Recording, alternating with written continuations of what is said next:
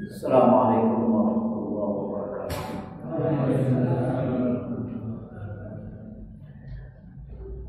Alhamdulillahilladzi ja'ala al-ilma nuran yudhi'u janaba al-akhir wa yufarriqu bainal haqqi wal batil wa yufarriju fi aqlin sabilal huda wal furqan. Asyhadu an la ilaha illallah wahdahu la syarika lah wa asyhadu anna Muhammadan abduhu wa rasuluh la nabiyya wa la rasula ba'da. Qala Allah ta'ala ya ayyuhalladzina amanu taqullaha wa qulu qawlan sadida yuslih lakum a'malakum wa yaghfir lakum dhunubakum wa may yuti'illaha wa rasulahu faqad faza fawzan 'azima.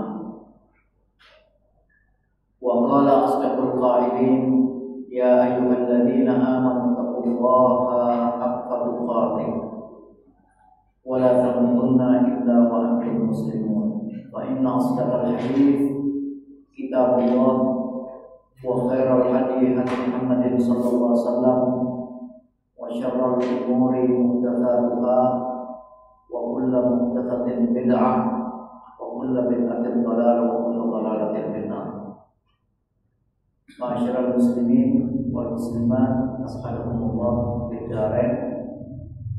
Pertama, marilah kita memanjatkan puja dan puji syukur kehadirat Allah yang mana telah melimpahkan rahmat dan inayahnya, memberikan kesempatan bagi kita untuk bersama-sama kita bertafakkur fikih dalam rangka meningkatkan keimanan dan ketakwaan kita, dan mudah-mudahan Allah Subhanahu wa taala berkenan membuka segala pintu rahmat-Nya atas kita sekalian. Salam dan salawat marilah kita sampaikan pada junjungan kita Nabiullah Muhammad bin Abdullah An-Nabiyul Amin wa Imamul Mursalin, yang mana beliau diutus oleh Allah semata-mata untuk menyampaikan risalah Allah ke tengah kehidupan ini, dan mudah-mudahan Allah Subhanahu wa taala senantiasa menetapkan kita untuk menjadi para pengikut beliau yang setia hingga akhir hayat kita. Ma'asyiral muslimin, pada kesempatan malam hari ini kita memasuki pada bab izalatun najasah wa bayanuha, yaitu bab yang membicarakan tentang izalatun najasah, menghilangkan najis dan penjelasan-penjelasannya. Ini adalah perkara yang sangat penting dalam Islam. Jadi kadang-kadang kita untuk menghilangkan najis itu masih sering kita bertanya-tanya, atau mungkin masih dalam selalu kita berada dalam masalah untuk najis ini. Pada malam hari ini kita memasuki pada hadis yang ke-22, yaitu Anas bin Malik radhiyallahu anhu. Dari Anas bin Malik radhiyallahu anhu qala su'ila Rasulullah sallallahu alaihi wasallam anil khamri. Rasulullah ditanya tentang khamr. Khamr itu minuman keras, najis khamr. Jadi Nabi sallallahu alaihi wasallam pernah ditanya tentang khamr, tentang minuman keras. Tuttakhadu khallan, yaitu minuman keras yang dijadikan sebagai cuka. Jadi kok minuman keras dijadikan cuka ya? Jadi di sini kadang-kadang kita tidak pernah berpikir bahwa proses terjadinya cuka melalui masa khamr. Jadi kalau kita membuat cuka itu melalui fermentasi jadi khamr, setelah jadi khamr malah menjadi cuka. Jadi baginda Nabi pernah ditanya tentang khamr yang dijadikan cuka. Misalnya jiu ya, kalau dibiarkan itu lama-lama akan menjadi cuka. Arak ya, jiu itu kan arak. Atau mungkin paling gampangnya kita sering melihat siwalan ya. Siwalan itu kan ada yang ditempati legennya, yang ditempati botol-botol itu. Itu kalau sudah mendekam beberapa saat, pertama kali dibuat minum kan enak, manis rasanya. Nanti kalau sudah terfermentasi, maka dia sudah menjadi khamr. Maka banyak orang pesan-pesan gitu Pak, untuk jadikan minuman keras. Tapi beberapa saat kemudian dia menjadi kecut, menjadi cuka. Dan cukanya itu kata Rasulullah, khairul ta'am al-khul. Sebaik-baik cuka adalah sebaik-baik makanan adalah cuka. Cuka itu ya kita ya suka makan bakso, kadang-kadang diberi cuka. Masakan-masakan yang diberi cuka, cukanya halal. Tetapi kalau umpamanya minuman keras atau arak yang dibuat untuk menjadi cuka, bisa. Bagaimana hukumnya? Maka kata Rasulullah SAW, bagaimana hukumnya menjadikan arak itu atau menjadikan khamr itu sebagai cuka? Maka qala tidak, kata Rasulullah. Orang yang membeli khamr, yang membeli, yang membawakan, yang mengangkatkan, yang memeras, yang membuat khamrnya, itu kena hukuman sama. Kena hukum sama, dosanya sama. Makanya oleh karena itu kalau kita ingin membuat cuka, misalnya cuka itu kan dibuat dari beras atau dibuat dari apel, ada beras ketan. Kalau beli beras ketan dibuat cuka itu boleh. Tapi kalau membeli khamr walaupun tujuannya untuk membuat cuka itu tidak boleh, karena beli khamrnya itu haram.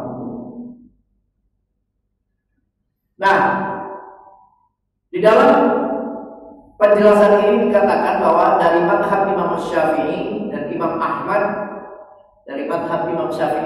Ahmad, annahu la yajuzu takhlilul khamr, bahwa tidak boleh membuat cuka daripada khamr.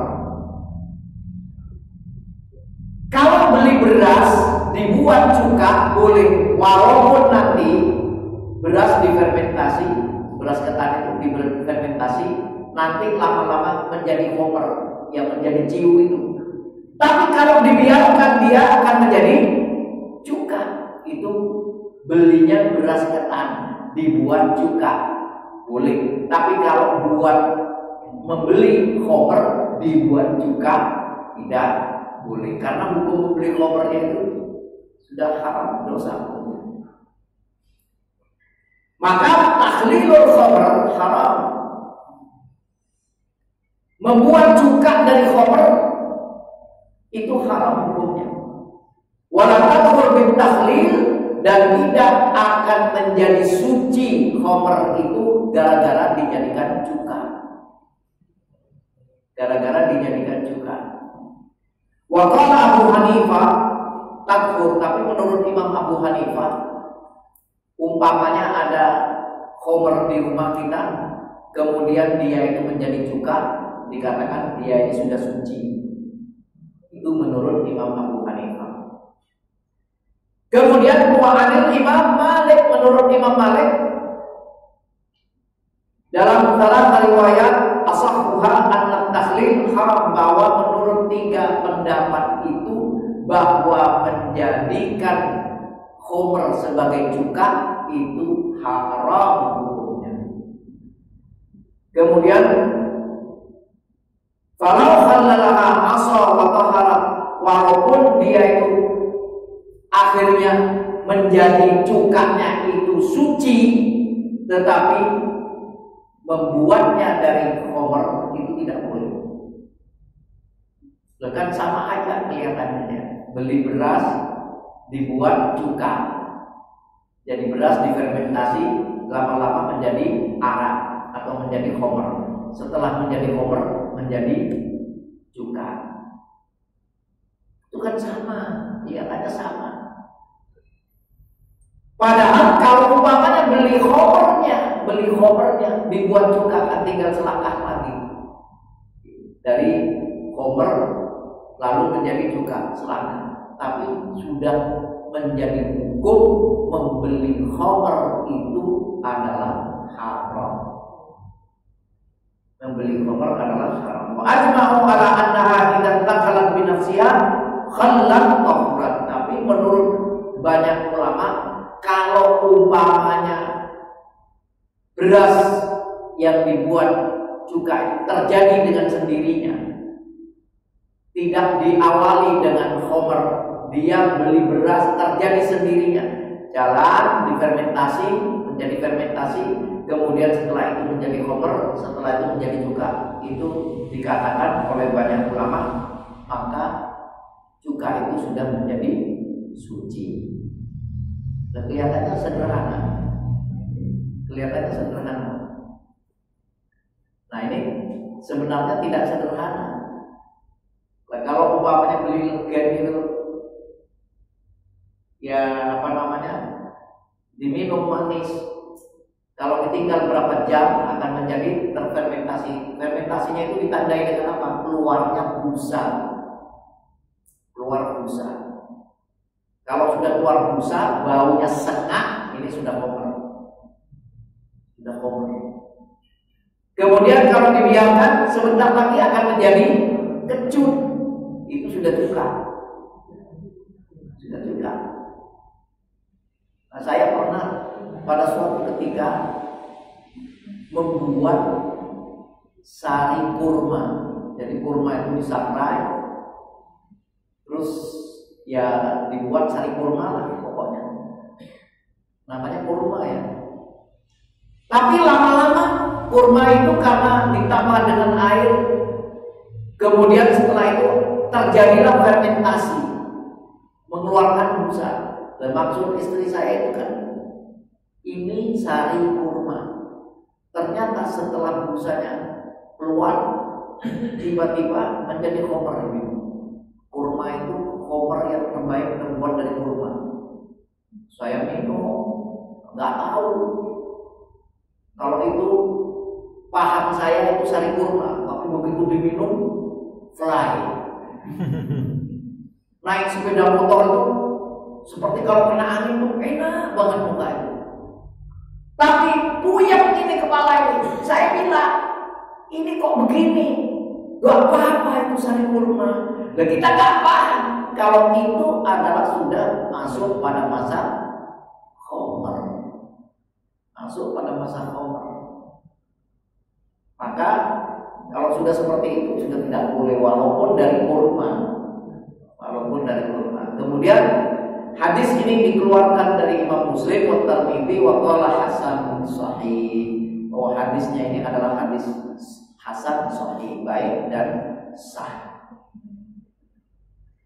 Kemudian wa anhu, dari Anas bin Malik juga qala lamma kana yaum Khaibar, ketika terjadi perang Khaibar itu perang antara kaum muslimin dengan orang-orang Yahudi. Khaibar ini kotanya orang Yahudi, diperangi oleh Rasulullah karena sudah tahu sendiri orang Yahudi itu pasti sekarang mau berkawan dengan siapapun, tapi lama-lama kalau sudah menjadi kuat, orang Yahudi itu akan menjadi musuh.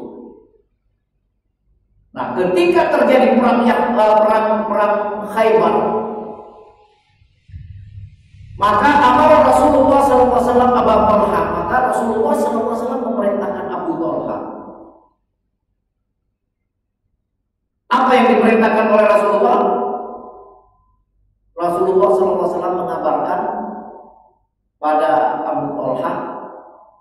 disampaikan kepada masyarakat pada saat itu.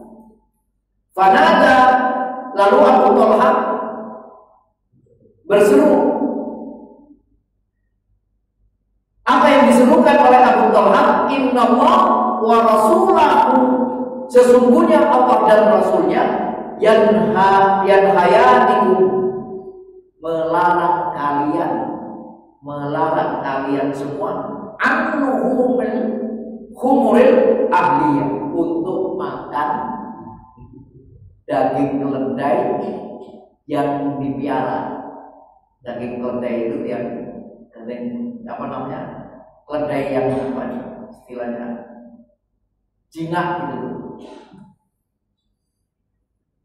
Jadi ada keledai yang hidupnya masih liar. Nah ini keledai ahliyah ini, keledai yang sudah dipiara, itu dilarang oleh Rasulullah.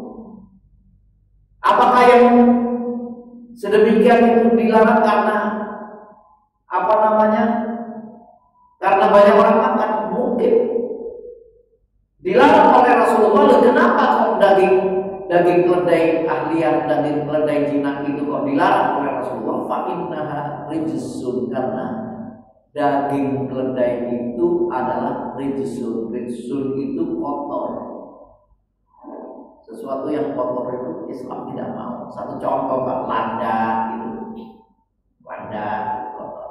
Bekicot gitu. Itu kotor. Termasuk rijsun gitu. Tapi kalau sudah dibuat keripik, masa rijsun Ustaz? Sekarang di apa namanya, kedai-kedai susu segar itu keripik bekicot. Padahal saya pernah baca dulu itu bekicot itu pernah dilarang oleh Majelis Ulama. Tapi malah dibudidaya, malah dibuat keripik. Lah itu termasuk rijsun. Termasuk rijsun. Maka yang rijsun itu adalah binatang kotor. Maka binatang kotor ini dilarang oleh ajaran ini untuk dimakan. Masih ada daging kambing enak, ayamnya enak,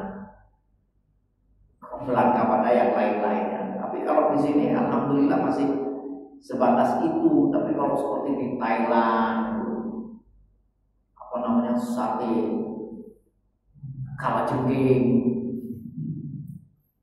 kalau monggo itu dimakan. Apa kalau monggo itu? Kelambang dimakan. Kemudian kalau belalang memang diperbolehkan dalam Islam. Kecoa. Lah kita bayangkan kecoa loh itu. Jangankan kita makan, kita membayangkan aja sudah jijik. Maka jijik dalam istilah bahasa adalah ismizaz, walaupun tidak disebutkan secara apa syar'i bahwa kecoa itu tidak ada hukumnya, tapi jijik, dan itu termasuk rijsun, hidupnya di WC-WC, di gon-gon. Tapi kalau Thailand disunduki itu dijual. Dan istilahnya kalau di apa sana itu makanan ekstrim, itu mau ekstrim ya.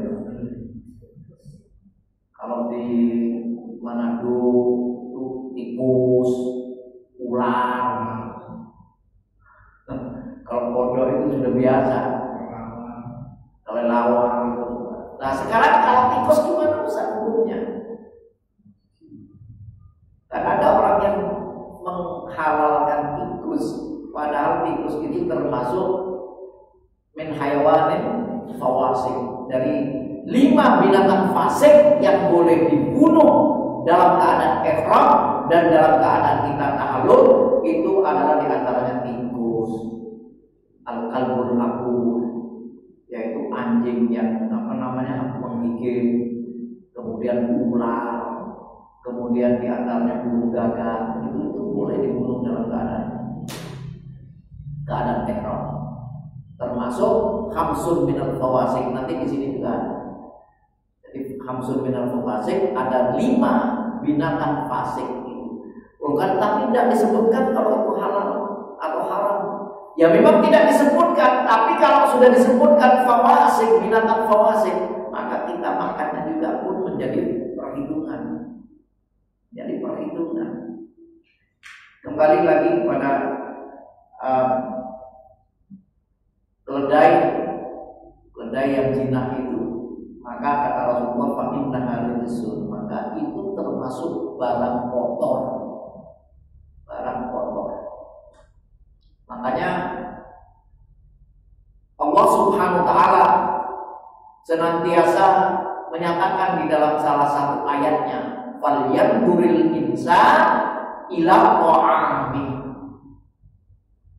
Jadi setiap manusia, kita ini manusia yang beriman, falyanzur ila ta'ami, lihat apa yang dimakan. Jangan sembarang kita makan. Ada ukuran-ukuran boleh dan tidaknya yang kita makan. Maka sampai diingatkan oleh Allah, falyanzuril insan ila ta'ami. Lihatlah setiap manusia itu kepada makanan yang hendak dimakan. Apakah halal, apakah haram, apakah boleh, apakah tidak. Kemudian apakah termasuk sesuatu yang fawasik atau tidak. Nah ini keledai Cina. Kemudian hadis yang ke-24, wa an Amr bin Kharijah qala, dari Amr bin Kharijah dia berkata, khatabana Rasulullah sallallahu alaihi wasallam, Rasulullah pernah berkhutbah pada kami, kata Rasulullah, di Mina. Pada saat itu Rasulullah berada di Mina, di kota Mina. Rasulullah SAW khutbah di atas ontanya. Jadi naik di atas ontanya, karena ini di padang pasir ya. Lalu Rasulullah khutbah di atas ontanya. Sedangkan Amr bin Kharijah sebagai jamal itu tukang tuntun onta. Jadi jamal, sebutannya jamal, tukang tuntun onta. Menuntun onta, kan onta itu kepalanya kan tinggi. Jadi ketika Amr bin Kharijah itu menuntun onta, kepalanya ini tepat lurus dengan pundak daripada Amr bin Kharijah. Rasulullah SAW sedang berkhutbah, kemudian Amr bin Kharijah ini berada di bawah kepala onta itu. Padahal onta itu suka liuran, tahu liurannya? Jadi mengeluarkan liur, ngekes. Sampai dikatakan wa nu'amuha yasilu ala katifi. Liur itu bahasa Arabnya lu'am. Lu'amuha, dan liurnya berada atau netes ke atas pundakmu. Ini kata Amr bin Kharijah. Najis enggak? Enggak najis. Jadi boleh dibawa sholat. Kalau najis ditegur oleh Rasulullah, suruh ganti. Tapi perlu diketahui, kendati onta itu liur onta itu tidak najis, tapi perlu diketahui salah satu pembatal wudu, kentut, kencing, itu biasanya kan ibu yang tahunya seperti itu ya. Salah satunya adalah makan daging onta. Ustaz, kenapa kok makan daging onta kok disampaikan? Anda ada gunanya wong kita tidak makan daging onta, daging ayam di sini. Tetapi kan ibu-ibu, bapak-bapak ini kan mau pergi umroh, haji, paling tidak ingin mencicipi daging onta. Pernah Rasulullah SAW ditanya oleh seorang sahabat, "Afanatawadda min lahmil ghanam ya Rasulullah?" Apakah aku harus berwudu setelah makan daging kambing ya Rasulullah? Misalnya kambing, sapi, ayam. Misalnya saya berwudu, ini saya sekarang kan masih suci. terus disuguhkan sate kambing, makanlah saya, atau sate sapi atau sate ayam, makanlah saya sate tersebut. Nah, setelah makan itu apakah saya harus berwudu lagi? Apakah wudu saya itu batal? Maka kata Rasulullah, insyi'ta, kalau kamu mau wudu, wudulah. Kalau tidak, cukup berkumur-kumur saja. Jadi tidak membatalkan wudu kita. Makan daging ayam, daging sapi, daging kambing tidak membatalkan wudu. Tapi ketika itu Rasulullah SAW ditanya, apa natawaddo min lahmil jamal ya Rasulullah? Apakah saya harus berwudu setelah makan daging unta ya Rasulullah? Faqala na'am, ya, berwudu. Berarti daging unta itu membatalkan wudu.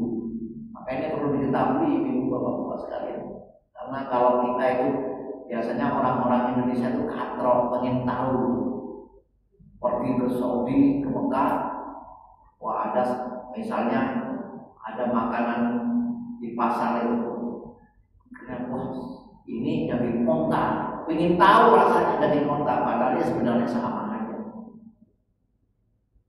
Tapi karena tidak tahu hukum, dia makan daging unta, akhirnya apa? Ya langsung masuk Masjidil Haram seolah aja, biasa-biasa aja. Karena tidak tahu. Kalau tidak tahu tidak masalah. Nah ini pun pernah ada satu orang kiai ya, bawa kitab seperti Bulughul Maram ini ya, kitab Bulughul Maram ini. Terus saya malah ditanya, Pak, kamu ini berdasar nggak kalau daging unta itu najis? Ya berdasar tuh Pak, itu hadis kok kata saya. Itu hadis. Lo tenang toh. Aku biar dia makan terus dapat wudu langsung masuk ke. Kemudian bapak itu pegang bukunya begini, tunjukkan pada saya. Saya baca Bulughul Maram. Saya tanya, Pak, itu kita Bulughul Maram? Iya. Lawang hadisnya ada di sana kok kata saya. Oh iya kok. Lah sekarang membawa kitab itu kok tidak dibaca, kok tidak dipahami gimana kata saya. Mestinya harus dia tahu membawa kitab itu. Jadi jangan sama seperti himar yang milu asfal, kama balil himar yang milu asfal, seperti keledai membawa kitab, namun tidak tahu isinya apa. Nah, jadi hanya sebuah gaya aja dia membawa kitab. Padahal kata saya kitabnya itu ada di sana. Nah, kenapa onta itu kok dilarang? Wallahu a'lam bishawab. Tapi onta itu sebenarnya punya banyak maziyah, banyak kelebihan-kelebihan. Onta itu kalau minum itu banyak. Kalau minum banyak sampai punuknya tegak. Kalau sudah tegak punuknya berarti ini sudah kenyang dengan air. Sehingga apa? Onta ini dapat bertahan berminggu-minggu tanpa minum. Terlihat daripada punuknya. Saya pernah membaca satu penelitian onta itu, punuknya itu bisa menciptakan air mineral. Wallahu a'lam bishawab. Kemudian kalau punuknya sudah layu, sudah tunduk, ini berarti onta ini haus. Maka orang Arab itu sudah ngerti gitu. Nanti kalau mobil bensinnya habis, kan jarum bensinnya kelihatan. Wah, kalau onta tanpa harus pakai jarum sudah ketahuan ini punuknya sudah loyo, sudah wah ini kurang minum ini. Nah ini onta. Dan matanya mempunyai 3 lapis ibu bapak sekalian. Lapis yang pertama adalah lapisan yang menyentuh kepada biji matanya, yaitu untuk membuang pasir-pasir yang nyembur masuk ke mata. Kemudian lapisan yang kedua adalah lapisan untuk menghadapi badai. Kalau sudah terjadi badai pasir seperti itu. Kemudian yang di luar adalah kelopak itu bulunya itu dapat mencegah. Jadi seperti itulah untuk mencegah panas matahari. Kemudian di dalam mulut onta itu seperti anduk, banyak seperti bulu-bulu kecil sehingga onta itu kalau makan sesuatu yang berduri, maka onta itu tidak akan tercucuk, tidak akan tertusuk oleh duri-duri. Maka onta itu kalau makan sejenis buah kecil-kecil, bijinya itu seperti biji kedondong, bayangkan, ditelan seperti biji kedondong, sehingga ketika masuk ke dalam perut onta itu, kemudian onta itu membuang kotorannya itu, yaitu terdiri dari biji-biji seperti itu, dan dibungkus dengan mukosa itu lendir kotoran onta. Begitu jatuh ke padang pasir, maka dia akan mengering dan kotoran onta itu bisa dijadikan air. Ini Allah Subhanahu wa taala. Makanya Allah menyatakan, afalam yanzuruna ilal ibili kaifa khuliqat. Apakah kamu tidak lihat kepada onta, bagaimana onta itu diciptakan? Dan bahkan ada sebuah hadis, ada seorang sahabat yang sedang sakit, maka diperintahkan oleh Rasulullah SAW untuk minum susu onta yang dicampur kencingnya. Aneh kan? Itu Ustadz Nasir itu kalau dibuka di dalam YouTube itu pernah minum susu onta yang dicampur kencingnya. Tapi kencing onta, kencing sapi boleh nggak? Nggak boleh. Karena itu yang dikatakan oleh Rasulullah SAW. Makanya di padang pasir itu onta-onta yang onta peras itu sudah disediakan bagi para jamaah haji atau jamaah umroh, dan mereka itu minum mesti dijamuri, dan itu untuk mengobati penyakit. Wallahu a'lam bishawab. Itu hanya berlaku pada kencing onta, tidak untuk kencing keledai, kuda. Nah, kencing manusia itu termasuk tak boleh. Nah, dulu sering terjadi itu orang-orang sakit diabetes itu suruh minum kencingnya sendiri. Dulu pernah terjadi seperti itu, ramai ini. Jadi kencingnya yang pertama dibuang, yang kedua diambil, diminum. Gimana hukumnya? Ya barang najis seperti minum. Tapi kalau dari kencing onta memang ada hadisnya, Wallahu a'lam bishawab. Nah, maka sampai sekarang ini bagi para jamaah haji dan umroh bisa mendapati itu di tempat-tempat tertentu dijual susu yang dicampur dengan kencingnya, karena mengobati berbagai macam penyakit. Wallahu a'lam bishawab. Dan Rasulullah SAW ini menyatakan, bukan sekedar menyatakan, mayantiku anil hawa in huwa illa wahyun yuha. Jadi Rasulullah SAW menyampaikan sabdanya itu bukan berdasarkan nafsu, tetapi itu adalah wahyu yang diwahyukan juga oleh Allah Subhanahu wa taala. Kemudian hadis yang berikutnya, hadis yang ke-25, wa an Aisyah radhiyallahu anha qalat, dari Aisyah radhiyallahu anha yang berkata, kana Rasulullah sallallahu alaihi wasallam yaghsilul mani thumma yakhruju ila sholati fi dzalika thaub. Bahwa Rasulullah SAW mencuci mani dan keluar dengan pakaian yang terkena mani itu, dipakai untuk sholat. Wa ana anzuru ila atharil ghusl fihi, dan aku melihat bekas-bekasnya. Nah, jadi gini Bapak-bapak sekalian, yang keluar dari kemaluan laki-laki itu ada baul, kencing, ada mani, ada madi, ada wadi. Kalau perempuan ada tambahan 3, nifas, kemudian haid, istihadah. Nanti pembahasan tersendiri.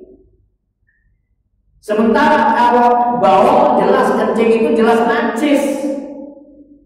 Tapi orang yang mengeluarkan kencing, yang terkena kencing, pakaian terkena kencing dicuci secara totalitas. Nah sekarang dari 4 hal yang keluar dari kemaluan itu, kencing, mani, wadi, mati, itu ada 1 yang tidak najis, namanya mani. Mani itu tidak najis. Nah adapun perbedaannya seperti apa? Kalau mani khurujuhu bil ladzah, keluarnya itu terasa nikmat. Nih. Kemudian kalau madhi itu yaitu ma'un lazijun sofin, air yang kental yang keluar, air kental jernih yang keluar dari kemaluan, itu namanya madhi. Nah madhi ini keluarnya apabila seorang laki-laki sedang mula'abah, sedang bercumbu. Orang kalau bercumbu antara suami istri maka diawali dengan keluarnya madhi, namanya madhi. Madhi itu keluar jernih. Nah kalau terkena madhi pada pakaian, maka pakaian itu harus dicuci. Tapi hukumnya tidak mandi, hanya pakaian yang terkena atau bagian tubuh yang terkena oleh madhi itu dicuci atau disiram seperti biasa. Kalau pakaian yang terkena madhi maka harus dicuci pakaian itu, sama seperti dengan terkena kencing. Sedangkan wadi itu biasanya keluarnya al-ma'ul lazijun kadirun, air yang kental, keluarnya itu keruh ya, warnanya putih keruh, keluarnya itu ketika orang buang air besar itu nanti keluar wadi. Nah biasanya kalau zaman dahulu orang kencing di pojok-pojok, kalau di tempat umum atau di kamar mandi umum, kencing di pojok-pojok sampai keluar kerak, itu adalah wadi yang keluar. Biasanya bersama kencing. Nah hukumnya gimana? Apakah harus mandi? Tidak. Tetapi kalau terkena wadi tetap dicuci. Kalau kain terkena wadi dicuci seperti terkena kencing. Seperti terkena kencing, karena hukumnya najis. Tapi kalau mani itu tidak perlu dicuci total. Misalnya ketetesan air mani, maka air mani itu cukup diberi air di atasnya atau digosok pakai kain basah, itu sudah cukup. Sudah cukup dan boleh dibuat sholat. Nah ini buktinya sebagaimana yang dikatakan oleh Aisyah radhiyallahu anha, bahwa Rasulullah SAW mencuci mani. Dicuci mani itu artinya pada tempat yang terkena mani itu yang dicuci. Kemudian kemudian Rasulullah pergi ke sholat atau pergi untuk sholat dengan menggunakan pakaian yang tidak dicuci secara total, itu hanya tempat yang terkena mani yang dicuci. Kemudian kata Aisyah, wa ana anzuru ila akaril muslimi. Jadi aku melihat masih ada bekasnya, masih ada bekas cuciannya itu, tapi tidak dicuci semuanya. Akan tetapi kalau mani ini keluar, maka innamal ma'u minal ma', maka orangnya harus mandi. Walaupun tidak najis, tapi syaratnya harus mandi orang yang mengeluarkan air mani. Kalau kencing, walaupun najis tidak harus mandi. Mandi najis tidak harus mandi. Wadi najis tapi tidak harus mandi. Sedangkan mani tidak najis tapi harus mandi. Pakaian yang terkena oleh mani itu pada saat itu maka cukup tempat yang ketetesan air mani itu yang dicuci saja. Kemudian ini hadis diriwayatkan dari muttafaqun alaih. Muttafaqun alaih itu Bukhari dan Muslim. Kemudian menurut Imam Muslim, laqad kuntu afruquhu min thawbi Rasulillah sallallahu alaihi wasallam farqan fayusalli fihi. Bahkan ini lebih ekstrim lagi, kata Aisyah, aku melihat air mani yang menetes di baju Rasulullah dan mengering. Kemudian aku hanya mengerok dengan kuku. Dikerok dengan kuku. Setelah dikerok dengan kuku apa? Fayusalli fihi. Maka pakaian yang tidak dicuci itu, yang hanya dikerok air mani, bekas air mani itu, maka dipakai sholat oleh Rasulullah SAW. Pakai sholat. Jadi kan kita kalau air mani najis dicuci. Nah ini Rasulullah. Kemudian dalam lafaz hadis yang lainnya dikatakan, laqad kuntu ahukkuhu ya bisa bidufri min thawbihi. Aku, kata Aisyah, menggaruk-garuk air mani yang sudah kering itu bidufri, dengan kuku min thawbihi, dari pakaian Rasulullah SAW. Jadi seperti itu. Jadi sekarang sudah mulai terbayang dengan air mani itu tidak najis, tapi paham kita itu sejak dulu air mani itu najis. Padahal tidak najis. Kalau najis kita ini najis semua. Masuk masjid untuk dipel. Nah kemudian hadis yang ke-26, wa an Abi Samah. Qala Nabi sallallahu alaihi wasallam, dari Abu Samah, ia berkata bahwa Nabi sallallahu alaihi wasallam bersabda, yusalu min baulil jariyah wa yurashu min baulil ghulam. Akhrajahu Abu Dawud wa Nasa'i wa sahihul Hakim. Hadis ini dikeluarkan dari Abu Dawud, Nasa'i, dan disahihkan oleh Al-Hakim. Apa isi hadis? Ini isi hadis, kata Rasulullah, yusalu min baulil jariyah. Pakaian kalau terkena kencing seorang bayi perempuan maka harus dicuci. Jadi terkena kencing perempuan harus dicuci.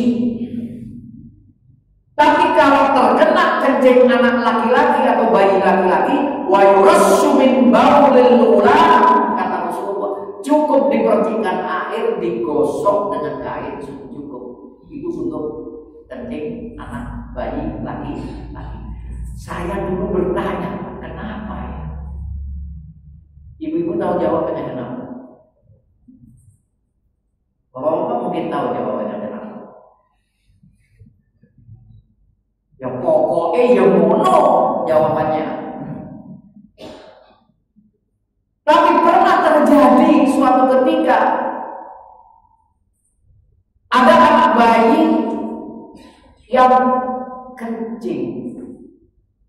Kencingnya itu merah. Kelihatannya bercampur darah. Lalu istri saya tanya, Pak Dokter, ini bidannya. Bidan ini kok anak, ini kok kencingnya merah seperti darah. Oh biasa. Saya dulu pernah tanya juga. Oh biasa, sama jawab. Apa ini? Itu adalah haid pemula, bukan pertanda kesuburan, tapi haid pemula bagi anak perempuan. Oh pantesan. Jadi kan kita kan tidak bisa memastikan kapan haidnya bayi. Bayi kok haid? Nyatanya iya. Tapi bukan pertanda kesuburan. Ya hanya kita saja yang kadang-kadang tidak pernah perhatian tentang hal itu. Tapi Rasulullah kok sejauh itu sampai menyatakan, cucilah pakaian yang terkena kencing anak bayi wanita, tapi cukup dipercikan air bila terkena kencing anak bayi laki-laki. Nah ini dulu kita tidak pernah perhatian. Begitu ada anak yang kencing, anak perempuan atau bayi perempuan yang kencingnya merah, ditanya, wah itu biasa. Nah, mungkin ibu-ibu yang sudah nggak pernah perhatian. Yang penting pipis, pepes dilipat-lipat, buang aja. Tapi ternyata ini haid bagi pemula bukan pertanda kesuburan. Wallahu a'lam bishawab. Itu terjawab pertanyaan saya tentang hadis ini. Karena kan kita tidak tahu, tidak bisa memastikan kapan anak bayi itu haid. Tapi pada ukuran kedewasaan manusia atau wanita itu adalah diukur dari haidnya. Diukur dari haid. Tapi justru ternyata ada haid yang berbeda, yaitu pada saat bayi, tapi haid yang bukan menunjukkan kesuburan. Wallahu a'lam bishawab. Ini saya juga cari-cari dulu kenapa. Ternyata saya juga buka di YouTube, ternyata sama dengan kejadian yang terjadi pada bayi tetangga saya. Ini berarti Rasulullah ini paham betul. Makanya Rasulullah itu fatana, memiliki sifat fatana. Fatana itu artinya apa? Bisa membaca peristiwa yang dahulu, peristiwa yang terjadi di masanya, dan peristiwa yang akan terjadi pada yang akan datang. Bukan berarti dia kasyafnya, tapi itu karena apa? Mukjizat wahyu daripada Allah Subhanahu wa taala. Jadi Rasulullah itu tahu. Coba kalau Rasulullah itu tidak tahu kejadian-kejadian ini. Seperti contoh Al-Qur'an ini kan sebagai wahyu Rasulullah. Omongannya tuh was-sama iwat-tariq wa ma adraka ma-tariq an-najmu tsaqib. Orang dulu udah paham tuh, pokoknya mau coba sudah baca aja. Was-sama iwat-tariq, demi langit dan langit yang menggedor-gedor. Oh ada langit yang bersuara-gedor. Wah. Wa ma adraka ma-tariq. Tahukah kamu apa at-tariq itu? Nah, ini pernah ditemukan oleh seorang astronom Cina. Silakan buka. Sekarang sudah bisa dilihat di YouTube. Jadi ternyata ada seorang astronom dari Cina. Dia itu waktu melakukan buana di angkasa mendapatkan suara gedoran seperti suara pintu yang menggedor. Tok tok tok tok tok tok. Didekati itu suara itu, ternyata suara pelangi, suara bintang. Maka dia kembali ke bumi. Dia menyatakan bahwa aku adalah penemu suara di angkasa, suara planet di angkasa. Tapi malah ada orang yang menyatakan seperti apa? Tunjukkan gambar-gambarnya, film-filmnya. Wah ini.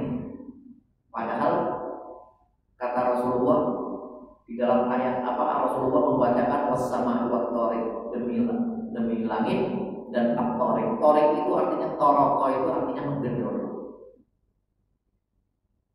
Toroko yang turuku itu menggedor. Suara gedoran itu. Lah orang bertanya, apa maksudnya? Wa ma adraka mat-tariq, kata Allah. Kamu tahu enggak apa yang bergedor-gedor itu? An-najmu tsaqib itu adalah bintang yang pancarannya sangat kuat. Itulah yang mengeluarkan suara. Maka ketika itu juga si astronom Cina ini mengakui bahwa aku bukan penemu satu-satunya, tapi ternyata Muhammadlah yang menemukan. Jadi baru pengakuan.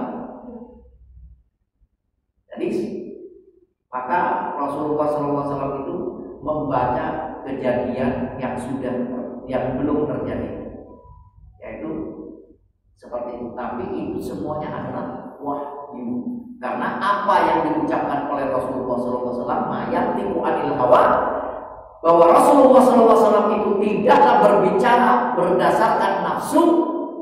In huwa illa wahyun yuha, tapi itu adalah wahyu yang diwahyukan. bukan nafsu.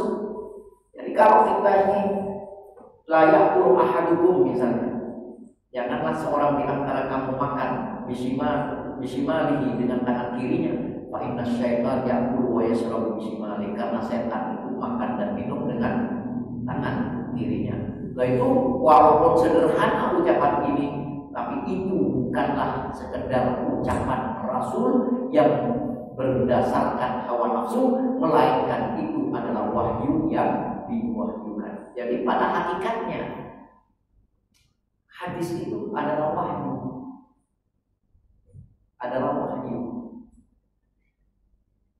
Kalau bukan wahyu, bagaimana Rasulullah bisa tahu? Udah urusan cuka aja Rasulullah tahu. Sampai ngurusi masalah cuka dulu. Sampai ngurusi masalah cuka. Bisa tahu Rasulullah SAW. Jadi ini seperti itu. Jadi kembali lagi pada yuksalu min baulil jariyah. Dicucilah pakaian bila terkena kencing bayi perempuan, wa yurassu min baulil ghulam, dan cukup dipercikkan air dan digosok apabila terkena oleh kencing anak atau bayi laki-laki. Nah sekarang paling tidak alasannya itu alasan yang saya temukan aja, tapi mungkin ada alasan yang lain. Wallahu a'lam bishawab. Wallahu a'lam bishawab. Jadi ternyata saya cari itu kenapa tidak ada penjelasan yang pasti. Tapi ketika terjadi anak wanita atau bayi wanita yang kencing berwarna merah, ternyata itu adalah haid pemula, bukan pertanda kesuburan. Wallahu a'lam bishawab. Nah kemudian hadis ini tadi dikeluarkan dari Abu Dawud dan Nasa'i dan disahihkan oleh Al-Hakim. Hadis yang ke-27, wa an Asma binti Abi Bakar radhiyallahu anhuma anna Nabi sallallahu alaihi wasallam qala fi damil haid yusibu thawb. Nah ini khusus untuk ibu-ibu juga, tapi bapak-bapak juga penting, karena bapak-bapak punya istri, punya anak perempuan, untuk bisa dijelaskan tentang darah haid. Ini masih penjelasan apabila haid mengenai pakaian. Nanti ada pembahasan tentang khurujud damul haid, penjelasan khusus untuk darah haid yang perlu diketahui oleh semua orang Islam, baik laki maupun perempuan, karena laki-laki itu mengajarkan kepada istrinya bila istrinya tidak tahu, mengajarkan pada putri-putrinya bila putrinya tidak tahu. Nah, apa yang diomongkan oleh Asma binti Abi Bakar, yaitu Asma putri Abu Bakar As-Siddiq, ia berkata bahwa Nabi sallallahu alaihi wasallam bersabda fi damil haid, tentang darah haid yang mengenai baju. Tahuttuhu, kalau ada darah haid itu bisa ditandai gitu. Jadi kadang-kadang kan ada orang mengeluarkan haid itu sudah mandi 6 hari atau 7 hari sudah mandi, kok keluar lagi, apakah itu haid? Itu nanti ada penjelasan, itu bukan haid. Jadi darah haid itu bisa dipastikan damul haid, damul aswad, kata Rasulullah.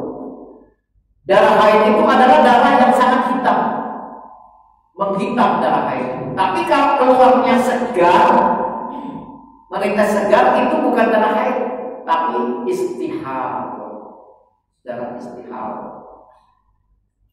Nah, bagaimana darah haid apabila mengenai pakaian seorang wanita?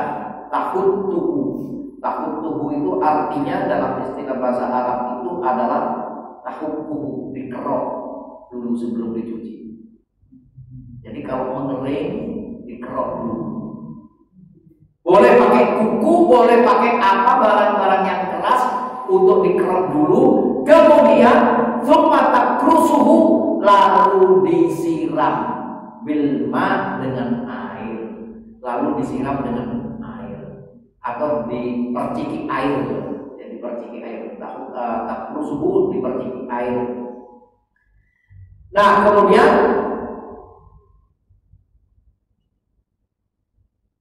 setelah diperciki air, diucap. Jadi dikerok dulu, dipercik air, lalu diucap dengan air. Thumma bohu, setelah diucap, siram dengan air, disiram dengan air lagi. Kemudian thumma tusalli fihi, lalu boleh dipakai untuk sholat. Kalau zaman dulu kan tidak ada yang namanya sabun, tidak ada rinso. Pada zaman dahulu menjadi persoalan. Sekarang pun masih ada yang berpersoalan seperti ini.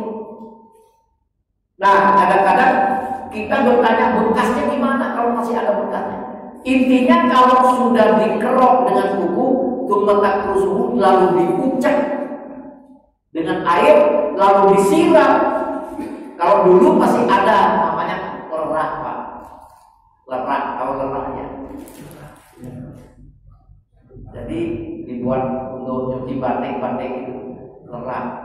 Nah, kalau sekarang sudah adanya sabun, rinso, tapi itu pun masih kadang-kadang meninggalkan bekas. Terus bagaimana?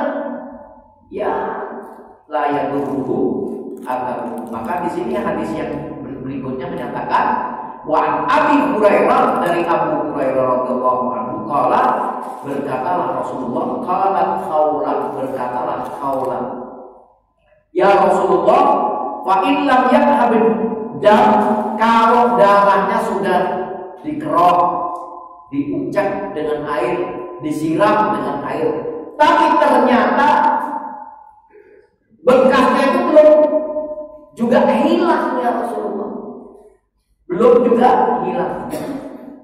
Apakah boleh dijadikan pakaian untuk sholat? Maka kata Rasulullah, yang fikil ma, cukup air. Misalnya tidak pakai sabun, tidak masalah, tidak pakai rinso, tidak masalah. Pokoknya dikerok dulu, diucap, disiram pakai air. Setelah itu dijemur sudah. Kemudian bagaimana? Kan masih ada bekasnya. Maka Rasulullah menjawab, wala yaburruki akalu, maka bekas-bekasnya itu tidak membawa masalah, tidak membahayakan. Jadi boleh dibuat sholat, boleh dibuat sholat. Jadi kadang-kadang anak-anak sekolah yang terjadi itu, kadang-kadang maaf ya ibu, pakai pakaian seragam terus haid, terus akhirnya setelah itu membekas di pakaian, sehingga kalau belum sholat, kenapa? Ini masih ada bekasnya. Jadi takut dengan bekasnya sehingga dia tidak memakai itu pakaian. Kata Rasulullah, la yadurru atharuhu, la yadurru atharuhu, maka bekas darah air yang sudah diucap, dicuci, dikerok lagi, itu tidak mengapa, tidak masalah, tidak membahayakan pada sholat. Ini kata Rasulullah SAW.